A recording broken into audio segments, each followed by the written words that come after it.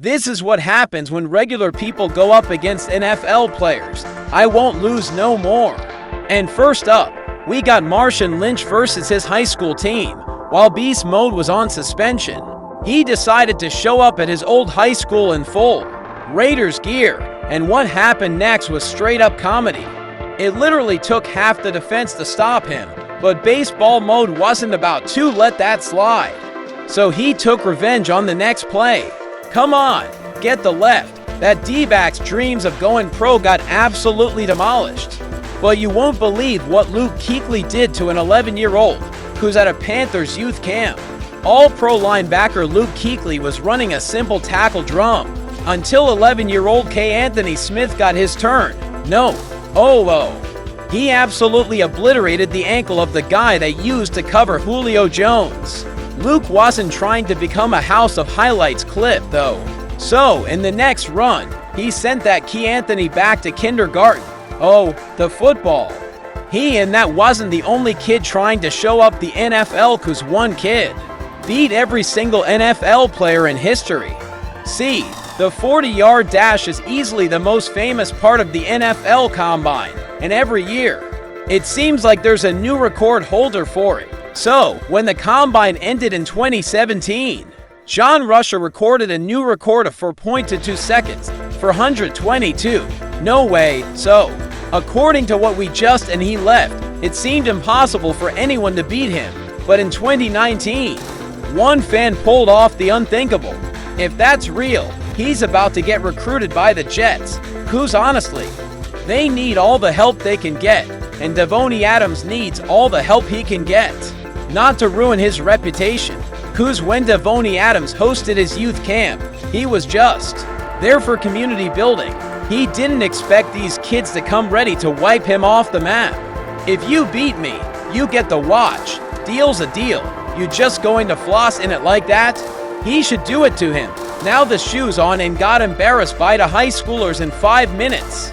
But it's still not as bad as what happened to Tyreek Hill, because even though Tyreek Hill is one of the fastest players in the NFL, he has one weakness. Kids, for real, they pay me to do that. They say at least lose the rounds. I won't lose no more. Watch this. They going to get I'm going to do him. But Tyreek's most famous off the field showdown was with the Fortnite Banana Coos. They kind of have a long history. I'm on 40. What the? Come on, bro. Don't. No. Hey. You can have your banana back. So, when Tyreek hosted the youth camp, one of the kids dressed up in a Peely costume to troll Tyreek, and you won't believe what happened next. No one needs to retire after that play. But U was already retired when he had an embarrassing race. See, Ojo is confident as hell in his speed. Like so confident that he literally used to tell the defense his roots coos. He knew they wouldn't catch him anyway. I used to tell Chris Mallister in my roots, Chris, I got a slant. What you going to do? I used to tell him they could stop me, but one man was determined to beat him. The only Atlanta Braves mascot. How bad are you going to beat him?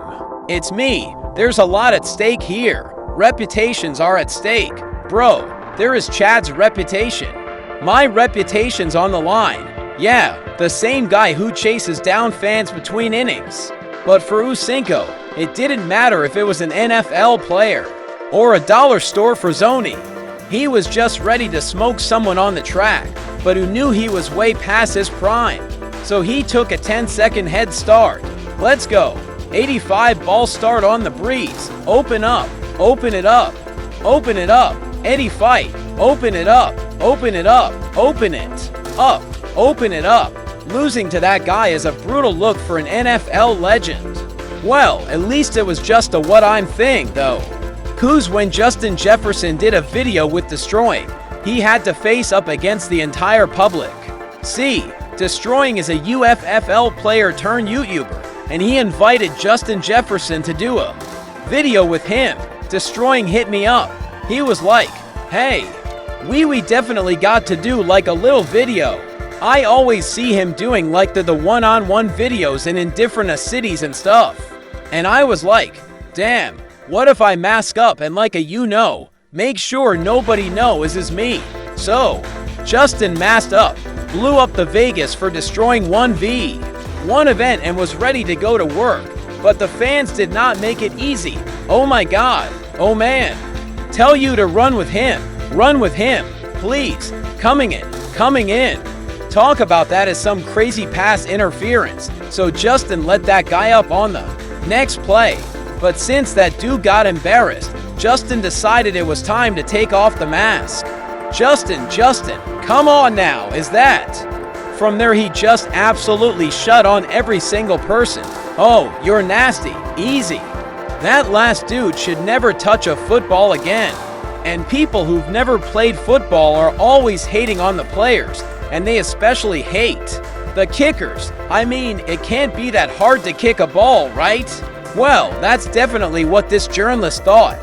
Who gets the very most hate? NFL kicker. Why? 'Cause what they do looks pretty damn easy. All they got to do is kick this ball through an upright. That's their only job. Why is it so hard? So, I'm here in the home of my beloved New York Jets, the team I grew up rooting for and the team whose kickers I grew up heckling. And he was pretty cocky. So, Justin Tucker humbled him fast. Do I have a chance? No chance. None whatsoever. But even with that roast, he still showed up to Menifee like he was Greg Zerline. I'm going to take some field goals, see if I can't work my way into this New York Jets Ring of Honor, which there are no kickers. Spoiler alert, he will definitely not be the first. 'Cause this 1v1 went exactly how you thought it would at this point. If anyone thinks they're still better than a pro, they're smoking crack. 'Cause the final test between Chandler and Clay was a 50-yard kick and it went exactly how you thought it would. That's 3 for 3, boss. You can't ever heckle kickers again after seeing this. Like, goddamn, but hating on kicking is one thing. Well, some armchair athletes swear they could survive an NFL hit. The only problem is that it's pretty hard to find edible linemen to square up against. But in 2009, the reality TV show Sports Science decided to, well, make it a reality. And to help us conduct this test, we recruited a man who personifies the raw power and brute force of the NFL. All-pro defensive tackle Chris Jenkins. That dude could straight up pancake a rhino, which makes their choice of opponent absolutely hilarious. To execute this experiment, we need an average guy. So, we scraped the middle of the barrel and came up with this guy, Sports Science host John Brinkus. John is aggressively average. Yeah, he's also about to be aggressively dead. Putting someone like that up against an all-pro lineman is a legit human sacrifice. I mean, John's warm-up was putting on his jersey while Chris basically tried out for the Olympics. Look at I can't even figure out how to get my arm through this. This is not good. He's pushing the two-man sled all by himself. But after the warm-ups were done, it was finally time for the grand finale. I hope all the average Joes out there appreciate this, because I'm about to get my bell rung. I'm surprised that dude wasn't paralyzed. At one point, he was an unbelievable 9 feet off the ground, and with that, he proved that if you can't get off the couch to get another beer, you definitely can't take an NFL hit. But when Jared Goff showed up to a junior college practice undercover, he wasn't trying to get dropped by a 20-year-old center. He came to drop bombs. See, Ventura College's team was mid-practice. Well, their coach said the scariest thing a Joe player could hear. Well, I got quarterback that's looking for a place to transfer. So, he's going to be coming today. So, these guys knew they had to step up their game. But what they didn't know was that the transfer was going to be legit NFL quarterback Jared Goff. Today, I'm not Jared Goff and I'm the transfer. You know, when I was at Cal, the transfers happen all the time. Most time they look a little bit older. They have a little bit more experience. I hope I don't scare him too much. You know, I'll feel bad for a second, but no, I think they'll be okay once I reveal it. Well, he switches it up pretty fast and straight up starts roasting the team. What's his name? 15. That's Brock. He's the starter right now. Come on, man. I want to scare him a little bit. I want to get those quarterbacks a little nervous. Were you the punter? No, I'm a quarterback. Oh, what's up? Man, sorry. I'm Dre. Oh, what's your name? Dog. 13. Any good? Talking about the quarterback. Yeah, they both pretty good though, so, I mean, hey.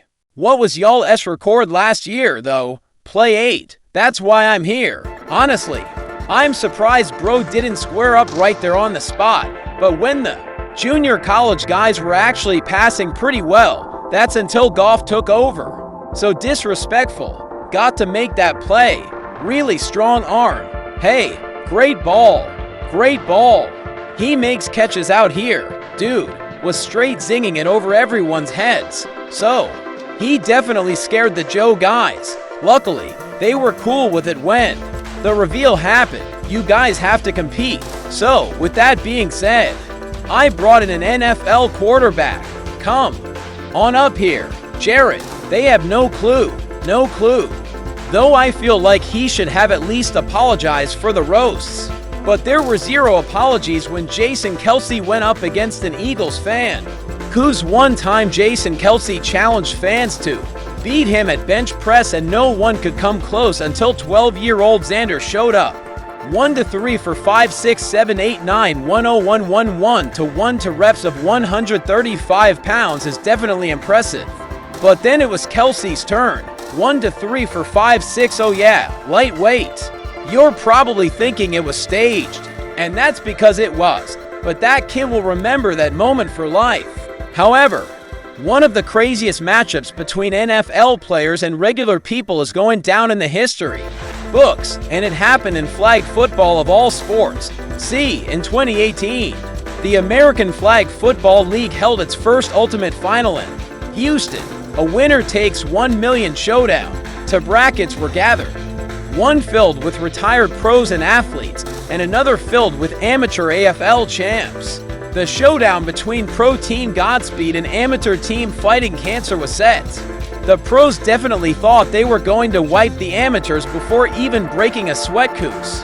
They had Michael Vick, Ojo Cinco, Justin Forsett, and Seneca Wallace, but even with all that, Fighting Cancer was locking up the receivers like it was nothing. And they were playing by flag football rules, which basically turned it into rugby with all the laterals. Before the end of the half, Fighting Cancer was up 19-0.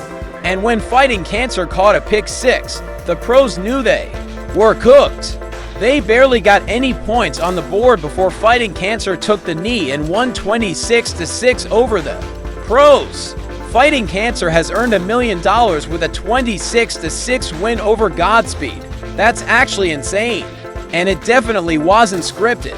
There's no way someone like Michael Vick would take that bad of a hit to his ego and just walk it off, but sometimes walking off the L is all he can do.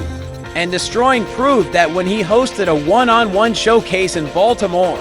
And until Cheese showed up at the event, he was just another football fan. But when Droy revealed that the grand prize was $10,000, Cheese came out the gate swinging. The NFL receivers came to play, too, but Cheese, he was there to win. Bringing out that cleanup crew is crazy, but they were definitely needed for what happened next.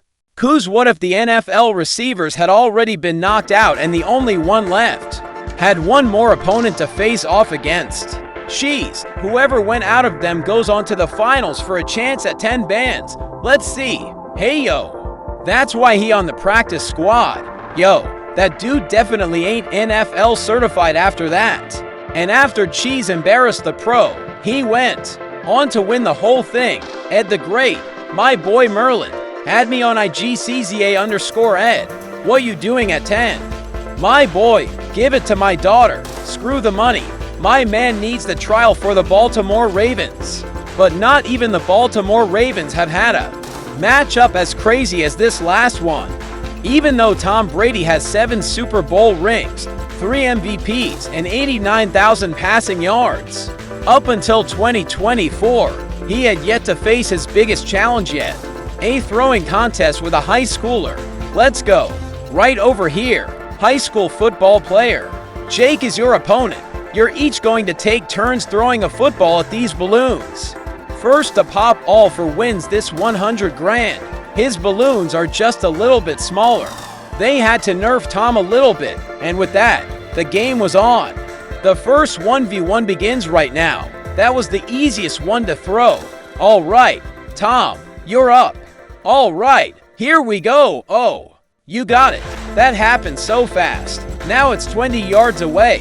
Oh my gosh, for 30 yards, which for Tom should just be a routine. Tom must have forgotten to deflate the balls. But even if he did, Mr. Beast had another nerf up his sleeve. But I did call in Jake's high school football team to cheer him on, help him be Brady.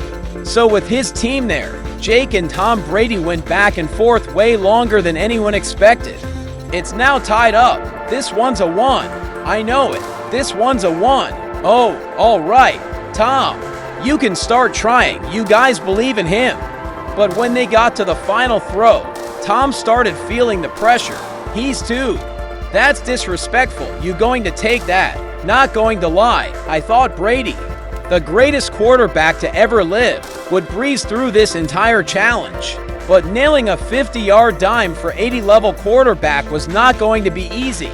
Jake wasn't doing any better, but on his final attempt, he pulled off a 1 in a million throw. Now that is a true football underdog story.